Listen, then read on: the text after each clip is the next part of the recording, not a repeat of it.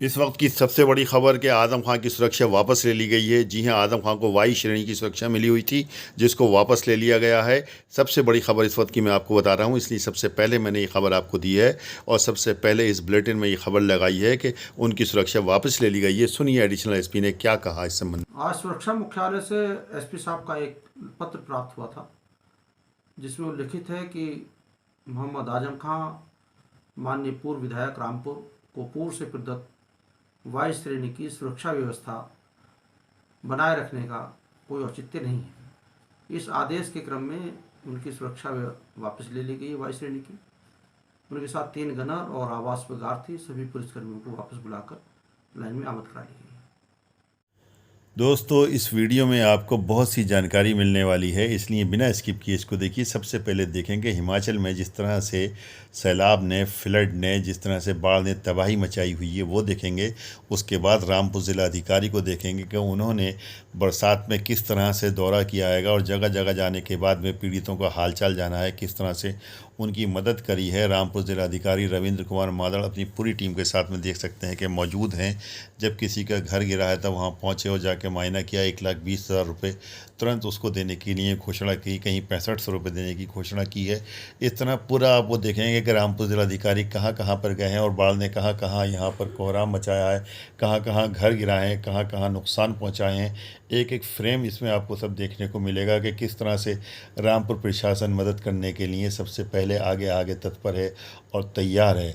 इस तरह से रामपुर ज़िलाधिकारी के इन कामों को लोगों ने सराहना भी की है। उसके बाद में देखेंगे ये है मुराद मियाँ, जो प्रॉपर्टी के विवाद को लेकर इनका काफ़ी चर्चित चेहरा है यहाँ पर के। इनकी नवाब ख़ानदान की जो प्रॉपर्टी का विवाद चल रहा है, फ़िलहाल ये रामपुर में मौजूद है। निखत भी रामपुर में मौजूद हैं। यहाँ पर इन्होंने आने के बाद में दौरा किया हैगा और इस दौरे के दरमियान इन्होंने क्या कहा है वो भी देखेंगे इसमें आप। उसके बाद देखेंगे स्वार में एक महिला को उसके घर में घुस के पड़ोसी ने उसको रेप किया, जिससे कि उसने क्षुब्ध होकर उसने आत्महत्या कर ली। इस संबंध में रामपुर एडिशनल एसपी ने क्या कहा है, किस तरह से उसकी गिरफ्तारी हुई है और कैसे क्या हुआ हैगा वो देखेंगे। पूरी घटना क्या थी, कैसे उसका रेप हुआ हैगा और महिला ने जहरीला पदार्थ खाकर क्यों आत्महत्या करी, क्या उसकी सुनवाई नहीं हुई थी, क्या पुलिस ने उसकी सुनवाई नहीं की या खुद शर्म लाज से उसने आत्महत्या करी।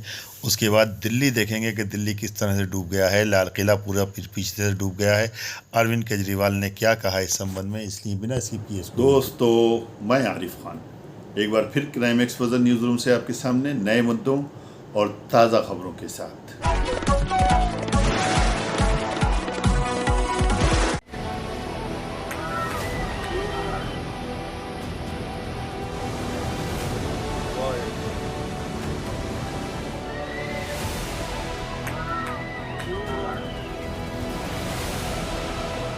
हिमाचल में आसमानी आफत से हाहाकार।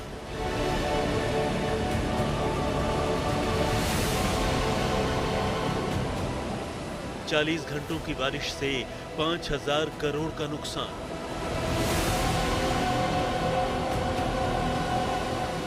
बारिश भरपूर, सड़क जमींदोज, पुल चकनाचूर।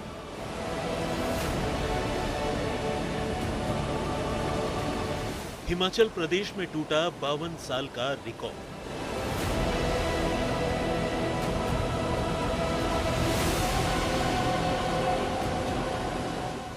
हिमाचल के लोग बोले, हे इंद्रदेव अब बस करो।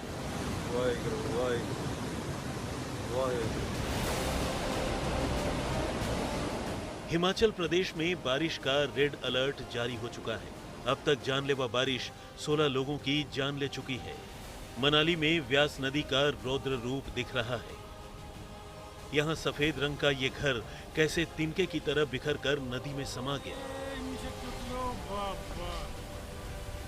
एक बार फिर देखिए कैसे ये 2 मंजिला घर पानी के तेज बहाव को नहीं सह सका और पलक झपकते ही मलबे में तब्दील हो गया।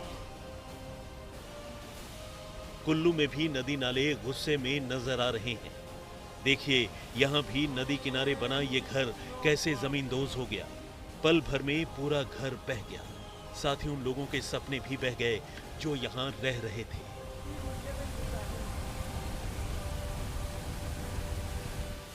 पूरे हिमाचल में बारिश, बाढ़ और लैंडस्लाइड के ट्रिपल अटैक से तबाही मची हुई है।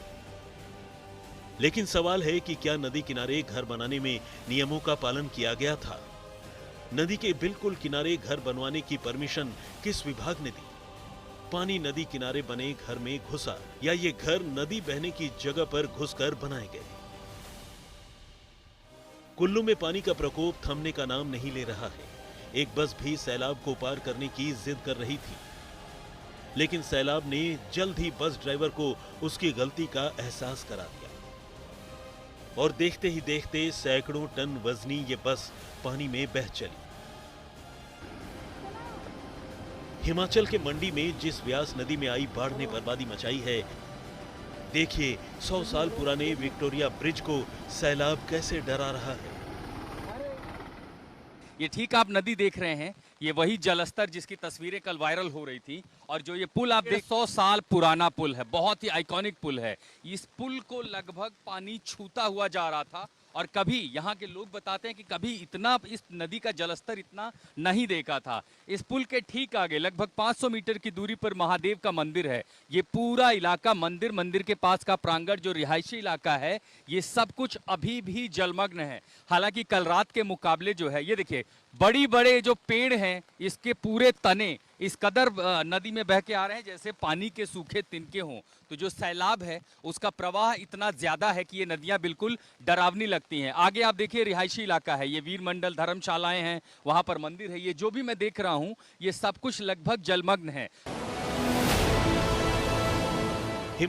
दोस्तों, ये जो पीछे आपने जो मंज़र देखा, ये हिमाचल का मंज़र था। आपने देखा कि किस तरह से बारिश ने वहाँ पे तबाही और बर्बादी मचा रखी है। नदियाँ अपने उफान पर हैं, बड़े बड़े घर गिर गए हैं।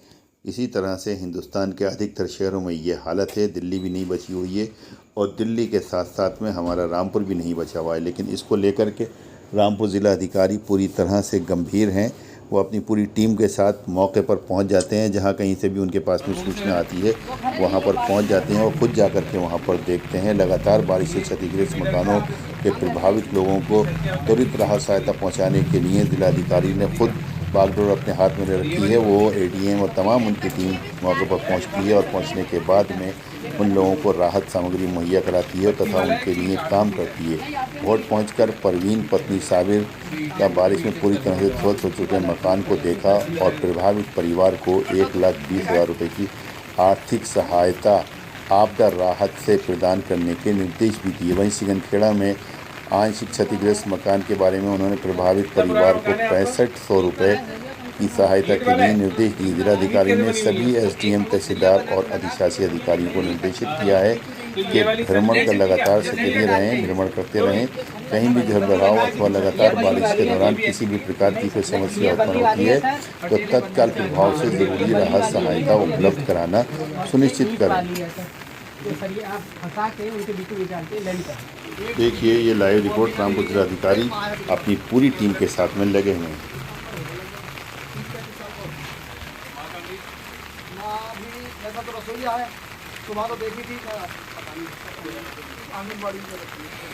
ये भी इनके परिवारजन घर है। यहाँ परिवारजन ये है घर के साथ। उधर वाला परिवारजन इनको भी खाली करा दिया सर। ये भी खाली करा दिया सर। पूरी कच्ची है, ये भी कच्ची है सर। सारी कच्ची है इसकी। हाँ है कच्ची और कच्ची वाली थी, लेकिन वो पानी डाल लेटर नहीं सर, वो सिर की चूना। नहीं चूना सिर की चूना वो पड़ा हुआ था इसमें, कड़ी पड़ी हुई है अंदर ही। लेकिन ये बहुत पुराना मकान था। लकड़ी वाली बल्ली जो लकड़ी वाली बल्ली उसके ऊपर से सूखी। चलो ठीक है, इसमें भी इनके मुआवजे के लिए हम व्यवस्था कर देते हैं। और तो कोई ऐसे गाँव नहीं जिसका मकान गिरा है सर? अभी तो और तो कोई नहीं करना है नहीं। और आपका प्रधान संख्या यही तो पानी की कोई दिक्कत नहीं है, थोड़ी सी दिक्कत है पानी। थोड़ा मानते नहीं यहाँ के लोग सर। एसडीएम साहब को बंद करा दिया सर। एसडीएम साहब थोड़ी कूड़ा उठाएंगे, लेकिन तुम्हारा काम सर मानते नहीं। यहाँ के लोग नालियों में रहते हैं। मतलब तुम्हारा वो कूड़ा गाड़ी नहीं आती है? कूड़ा गाड़ी नहीं है सर। तो चलती है वो कौन चलाता है? कितने वही चलाते हैं, उसको नहीं देते। मैंने अभी आदेश किए थे तुम लोगों को भी गाँव में देख भी करवा के सफाई सवाल के वो करा दी थी सर। गलियों में भी करानी चाहिए। गली में करा दी। आपके यहाँ सफाई कराते हैं? अभी तुमसे डर जाएंगे तुम पूरी अरे वहाँ तक तो हम खुद डालते हैं उठाकर, वहाँ से लेकर वहाँ तक सिर्फ हम 50 ट्रे डालते हैं। तो वो तो खुद ही डालना पड़ेगा, घर का कचरा डालने के लिए कोई और आएगा क्या? घर का कचरा तो खुद ही डालना पड़ता है। ये बताओ कि सफाई वाले आते हैं कि नहीं आते? आते हैं, पूरा डाल कर कितने देते नहीं है, कोई नहीं डालते हैं। तो अभी मैं तेरे को चेतावनी जारी कर रहा हूँ, अगर दोबारा नीचे तो अगली बार जांच करा दूंगा। ठीक है, अभी लग के पूरा जो है जैसे बारिश होके 2-3 दिन में पूरा क्लियर करा। ये हाफ स्पोर्टिंग में जो हैं ये हैं मुराद मियाँ, नवाब रज़ा अली ख़ां के पोते। नवाब मुराद मियाँ इनको कहते हैं। इनके साथ में है समी ख़ां, ग्रीन सोसाइटी के चेयरमैन, तथा साहबजादा सलमान ख़ां। और ये देख रहे हैं कि यहाँ पर रज़ा लाइब्रेरी, यहाँ पर ये घूम रहे हैं, यहाँ पर इसका जायज़ा ले रहे हैं। दरअसल राज्यपाल का प्रोग्राम यहाँ पर प्रस्तावित था, लेकिन वो तो किन्हीं कारणों से नहीं आ पाई, इसलिए ये भी यहाँ पर आए थे, लेकिन घूम फिर के चले गए। और उसके बाद में फिर ये नवाब स्टेशन गए। नवाब स्टेशन पर जाने के बाद में इन्होंने अपनी वो गाड़ी देखी, जो गाड़ी वहाँ पर खड़ी हुई थी, उसको देखकर ये कहते हैं कि भावुक भी हुए। और इन्होंने कहा भी कि ये जो गाड़ी किसी ज़माने में जिसमें सफ़र किया करते थे। सुनिए इनका क्या कहना है। आज मैं रामपुर में हूँ, तो मैंने सोचा कि आज एक चक्कर नवाब स्टेशन का मैं लगा दूँ और जाके अपने जो प्रॉपर्टी है उसका ज़रा इंस्पेक्शन कर लूँ। तो मैं थोड़ी देर के लिए नवाब स्टेशन गया था और मैंने लोगों से बात भी की वहाँ, और मैंने सब देखा, और उसके बाद हम लोग खास बाग वापस आ गए। दोस्तों सब जानते हैं कि अब रियासत तो रही नहीं, लेकिन नवाब ज़माने की जो अरबों रुपए की प्रॉपर्टी है उसका विवाद है जो कोर्ट में विचाराधीन है। लेकिन हिस्से को लेकर के आपस में ज़बरदस्त विवाद है चचाजाद भाइयों में कि मुराद मियाँ और इनके चचाजाद भाई कादिम अली ख़ां जो रामपुर में ही रहते हैं, जबकि मुराद मियाँ और निखत भी बाहर रहती हैं। लेकिन ये अभी जब से प्रॉपर्टी का विवाद शुरू हुआ है तब से रामपुर बराबर इनका आना जाना लगा रहता है और अपनी दावेदारी बराबर जताती हैं। और ये लोग पेश करते हैं कि हमारी फ़लाँ जगह पर दावेदारी है। बहरहाल अब विवाद तो जो है वो हिस्से का है कि किसका कम और किसका ज़्यादा है। कादिम अली ख़ां कहते हैं कि उनके हिस्से में ज़्यादा प्रॉपर्टी आना चाहिए, और जबकि मुराद मियाँ और निखत भी कहते हैं कि ये असली वारिस हैं, इनके हिस्से में ज़्यादा प्रॉपर्टी आनी चाहिए। विवाद कोर्ट में है, कोर्ट विचाराधीन है और कोर्ट ने फैसला भी दे दिया है। अब देखना यह है कि आगे ये ऊँट किस करवट बैठता है। वासना और सेक्स की हवस रखने वाले कुछ लोग ऐसे दीवाने हो जाते हैं कि वो ये भी नहीं सोचते कि इसका अंजाम क्या होगा। स्वार से मामला सामने आया है कि एक पड़ोसी ने महिला को अकेला पाकर घर में घुसकर उसके साथ में बलात्कार किया, जिसके बाद दूसरी महिला ने जहरीला पदार्थ का सेवन करके अपनी जान दे दी। इस संबंध में रामपुर एडिशनल एसपी ने जो बाइट दी है वो सुनिए क्या कहना है उनका। आज दोपहर में थाना स्वार क्षेत्र के एक व्यक्ति ने तहरीर दी कि उसकी बहन अपने घर पर अपने बच्चों के साथ अकेली रह रही थी। 11/12 की रात्रि 11 बजे उसका पड़ोसी उसके घर में घुस आया और उसकी बहन के साथ बुरा काम किया। ये बात उसकी बहन ने कल शाम को अपने परिवार वालों को बताई थी। परिवार वाले इस बात पे विचार कर रहे थे, तभी जो उस महिला ने आज सुबह कुछ जहरीला पदार्थ खा लिया, जिसके खाने से उसकी मृत्यु हो गई। इस संबंध में थाना स्वार पर बलात्कार और आत्महत्या को प्रेरित करने का मुकदमा लिखा गया है और जिस आदमी पर आरोप था उसे गिरफ्तार कर लिया है पुलिस ने। आगे विधिक कार्रवाई की जा रही है।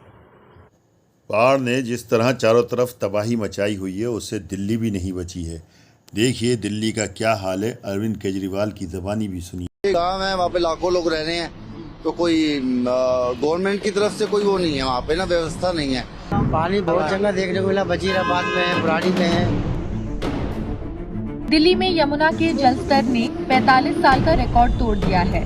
सामान्य दिनों में पतले नाले की तरह बहने वाली यमुना में पिछले दिनों बारिश के बाद जलस्तर ऐसा बढ़ा कि रिहायशी इलाकों को खाली कराया जा रहा है। आज यानी 13 जुलाई को सुबह करीब 9 बजे यमुना का जलस्तर 208 मीटर पर पहुंच गया था।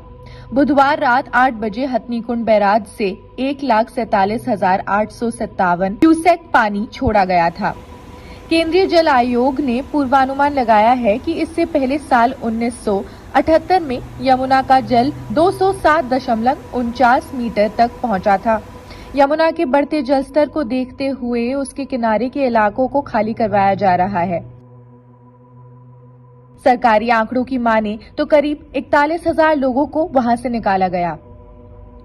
सीएम केजरीवाल ने ट्वीट कर जानकारी दी कि यमुना में बढ़ते जलस्तर की वजह से चंद्रावल, ओखला और वजीराबाद वाटर ट्रीटमेंट प्लांट बंद करने पड़ रहे हैं। इस कारण से दिल्ली के कुछ इलाकों में पानी की परेशानी होगी। जैसे ही यमुना का पानी कम होगा, इन्हें जल्द से जल्द शुरू करने की कोशिश करेंगे। यमुना नदी के आसपास धारा 144 लागू है। सिंघू बॉर्डर से दिल्ली में एंट्री बंद है। सीएम केजरीवाल ने केंद्र से मदद की गुहार लगाते हुए केंद्रीय गृह मंत्री अमित शाह को चिट्ठी लिखी है। हथनीकुंड बैराज से सीमित पानी छोड़ने की मांग की है। दिल्ली उपराज्यपाल वीके सक्सेना ने बुधवार को यमुना के जलमग्न तटों का दौरा भी किया। सहायता के लिए एनडीआरएफ की टीमों को तैनात किया गया है। उन्होंने शहर के लोगों से अपील की वो घबराएं नहीं और जो लोग बाढ़ वाले इलाकों में फंसे हैं उन्हें वहां से निकाला जाएगा। वहीं दिल्ली के मुख्यमंत्री केजरीवाल ने ट्वीट करके एक दूसरे की मदद करने की अपील भी की है। उन्होंने लिखा है कि यमुना का जलस्तर लगातार बढ़ रहा है। पानी 208.46 मीटर पर पहुंच गया है। बढ़ते हुए जलस्तर के कारण यमुना के आसपास की सड़कों पर पानी आ गया है। अनुरोध है कि इन रास्तों पर ना जाएं। इन इलाकों में पानी भरा है, वहां से लोगों को निकाला जा रहा है। वहां रहने वालों से अनुरोध है कि प्रशासन का सहयोग करे। लोगों की जान बचाना जरूरी है। वीडियो अगर पसंद आई हो तो लाइक कीजिए, शेयर कीजिए और चैनल को ज़रूर सब्सक्राइब कीजिए ताकि डायरेक्ट नोटिफिकेशंस आप तक पहुंचते रहें।